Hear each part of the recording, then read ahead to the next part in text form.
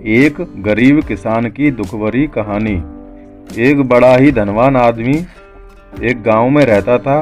जैसे कि ज़्यादातर पैसे वालों को होता है, इस धनवान सेठ को भी अपने पैसों का घमंड था। वह जिस गांव में रहता था वहां पर ज़्यादातर लोग किसान थे। इन सभी किसानों के पास जितनी ज़मीन थी उससे कई गुना ज़्यादा ज़मीन इस सेठ के पास थी। कई गरीब किसान तो इसके लिए इसके खेतों में काम करते थे। इसी गांव में मोहन नाम का एक बड़ा ही मेहनती और सच्चा किसान रहा करता था। मोहन का परिवार थोड़ा बड़ा था। उसके परिवार में उसके बूढ़े माँ बाप, पत्नी और 3 बच्चे थे जो अभी काफ़ी छोटे थे। मोहन के पास ज़्यादा ज़मीन नहीं थी, लेकिन जितनी भी थी उसमें वह बड़ी मेहनत करता और अपने परिवार का पेट पालने लायक अनाज उगा लेता था। बाकी के किसान भी यह देखकर हैरान रह जाते कि कोई कैसे इतनी सी ज़मीन में इतना ज़्यादा फसल उगा सकता है। एक वर्ष उस गांव में काफ़ी ज़्यादा बारिश हुई, जिसके चलते कई किसानों की फसलें बर्बाद हो गईं, जिनमें से एक मोहन भी था। अब मोहन धर्म संकट में पड़ गया, क्योंकि उसके परिवार में उसके अलावा कोई और कमाने वाला था नहीं और अपने परिवार को भूखा मरते हुए वो देख नहीं सकता था। वह जानता था कि इस गांव में अगर कोई उसकी मदद कर सकता है तो वह वही घमंडी सेठ है, जिसने गांव के कई अन्य गरीब किसानों को या तो कर्जा दिया है या तो अपने यहाँ काम पर रखा हुआ है। हाथ पर हाथ धरे बैठे रहने के बजाय उसने इस सेठ के पास जाने का फैसला किया और एक दिन उनके पास पहुँच गया। सेठ के पास पहुँचकर मोहन बोला, सेठ जी, आपकी बहुत मेहरबानी होगी अगर आप मुझे थोड़ा सा कर्जा दे दें, जिससे मैं अपने खेतों में फिर से कोई फसल उगा सकूं, या फिर आप मुझे अपने यहाँ नौकरी दे दें ताकि मेरे परिवार को 2 वक्त का खाना मिल सके। घमंडी सेठ को उसकी इन बातों से कोई मतलब था नहीं, लेकिन गांव के सारे लोगों की तरह वह भी ये जानता था कि मोहन कितना मेहनती है और वह जिस भी खेत में काम करेगा वहाँ वह दोगुनी फसल उगा सकता है। सेठ ने सोचा, अगर मैं इसे पैसे उधार देता हूँ तो शायद यह इस स्थिति में नहीं है कि मुझे वापस लौटा सके, लेकिन अगर मैं इसे अपने खेतों में काम करवाता हूँ तो मुझे जरूर दुगना फायदा होगा। सेठ मोहन से बोला, देख भाई, पैसा तो मैं तुझे दूंगा नहीं और मेरे पास अभी खेतों में काम करने के लिए कई किसान पहले से मौजूद हैं, लेकिन तुझ पर तरस खाकर मैं तुझे अपने खेतों में नौकरी देता हूँ, पर मैं तुझे इसके लिए ज़्यादा पैसे नहीं दूंगा। बाकी किसानों को मैं 300 देता हूँ, मैं तुझे 200 ही दे पाऊंगा, मरता क्या न करता। मोहन ने सेठ की शर्त मान ली और उसी दिन से सेठ के खेतों में काम करना शुरू कर दिया।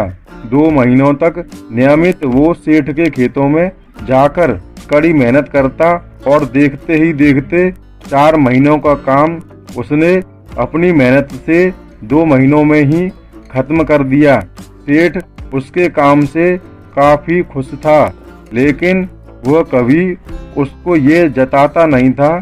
जब सेठ ने देखा कि उसका खेतों का काम अब खत्म हो चुका है, अगर वह मोहन को काम से निकाल देता है तो उसके 2 महीनों के पैसे बच जाएंगे, तब सेठ ने मोहन को काम से निकालने का फैसला किया।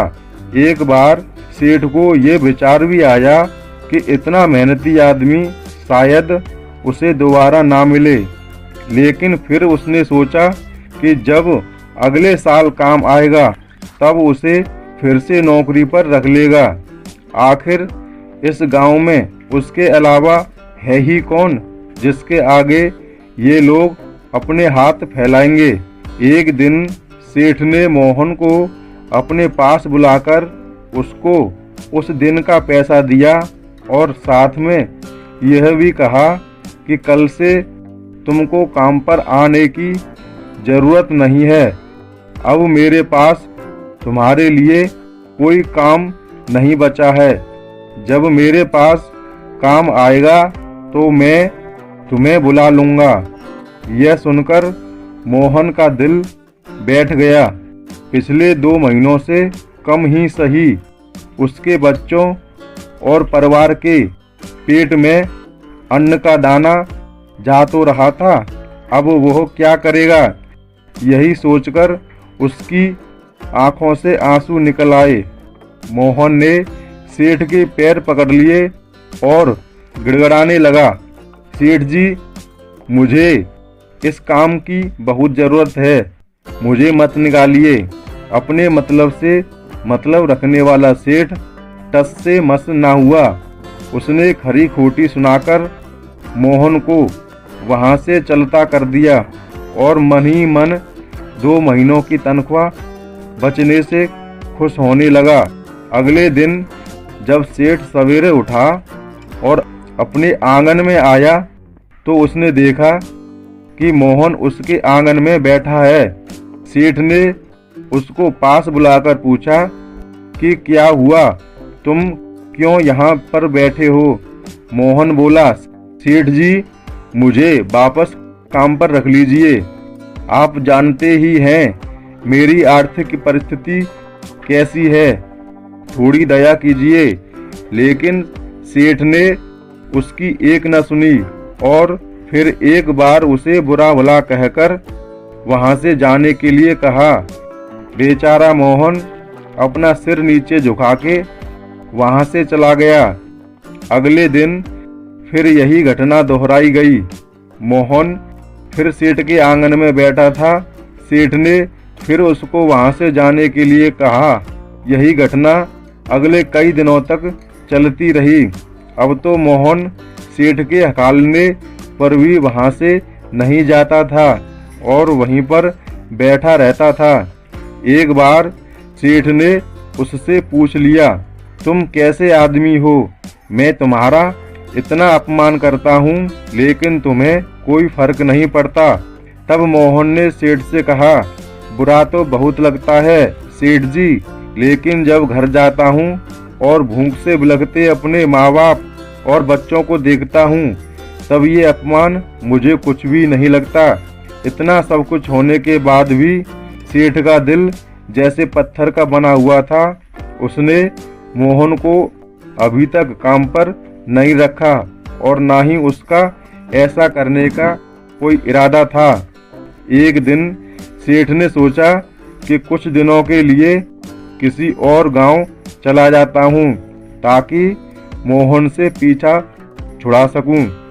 अगले दिन मोहन के आने से पहले ही सेठ अपने परिवार को लेकर अपने किसी संबंधी के यहाँ चला गया और वहाँ पर 10 दिनों तक रहने के बाद फिर अपने गांव अपने घर वापस लौटा। घर लौटते ही सेठ ने आसपास हर जगह नज़र दौड़ाई तो पाया कि वहाँ पर अब मोहन नहीं था। सेठ ने सोचा, मेरी तरकीब काम कर गई, लगता है मोहन से अब पीछा छूट गया है। हालांकि अब सेठ के द्वार पर मोहन नहीं बैठा था, लेकिन मोहन का विचार अभी भी सेठ के मन में घर कर बैठा था। सेठ सोच रहा था, मोहन इतनी जल्दी हार मानने वाला आदमी तो नहीं दिखता है। उसके साथ क्या हुआ होगा, क्या उसे कहीं कोई और काम मिल गया होगा या फिर और कुछ। इन विचारों ने सेठ को बेचैन कर दिया और आखिरकार सेठ को मोहन की खबर लेने के लिए गांव में जाना पड़ा। सेठ को मोहन का पता नहीं मालूम था, इसलिए अड़ोस पड़ोस के अन्य किसानों से पूछने पर पता चला कि मोहन घायल हो चुका है और अपने घर पर आराम कर रहा है। सेठ ने जब उसके घायल होने का कारण लोगों से पूछा तो सेठ को पता चला कि जब सेठ अपना घर छोड़कर किसी और गांव में गया था तब बंद घर देखकर कुछ चोर उसके यहाँ चोरी करने आए थे, जिनको रोकने की कोशिश करते हुए हाथापाई में मोहन चोटिल हो गया था। यह सब जानने के बाद सेठ का पत्थर का दिल भी अब मोम की तरह पिघल गया। सेठ को अपने किए पर पछतावा होने लगा। सेठ ने अपने आप को याद दिलाया कि कैसे उसने एक शरीफ और सच्चे आदमी को ज्यादा काम करवाकर भी उसको पूरा पैसा नहीं दिया और जिसको गले से लगाना चाहिए था उसे ठोकर मारकर भगाता रहा। सेठ मोहन का घर का पता पूछकर उसके घर पहुंचा तो देखा कि मोहन की घर की हालत बहुत खराब है। उसका परिवार भूख से बेहाल है और वह खुद अपने हाथ पैर पर चोट के साथ एक खाट में पड़ा हुआ है। यह दृश्य देखकर सेठ की आंखों से आंसू बह निकले। सेठ ने मोहन के पास जाकर उससे सच्चे दिल से माफी मांगी, उसको उसकी मेहनत के पैसे दिए, उसका इलाज करवाया और उसको हमेशा के लिए अपने यहाँ काम पर रख लिया। दोस्तों, इस खूबसूरत कहानी से हमें कई पाठ सीखने के लिए मिलते हैं। कहानी से सीखने लायक पाठ। पहला पाठ, अगर भगवान ने हमें दूसरों से बेहतर जिंदगी दी है तो हमें उसका फायदा नहीं उठाना चाहिए। हो सके तो जरूरतमंदों की जिंदगी में भी सुधार करने की कोशिश करनी चाहिए। दूसरा पाठ, कठिन से कठिन समय में ईमानदारी और सच्चाई का साथ कभी नहीं छोड़ना चाहिए। हाँ, ये मार्ग बड़ा कठिन है लेकिन इसकी मंजिल तक आदमी जरूर पहुंचता है और उसका फल भी अच्छा ही मिलता है। तीसरा पाठ, जब तक हम अपने बारे में सोचना बंद नहीं करते तब तक हम दूसरे के बारे में सोच नहीं सकते और उसका दर्द नहीं समझ सकते। किसी ने खूब कहा है, खुद के लिए जिया तो क्या जिया, दूसरों के लिए जीना ही जिंदगी है।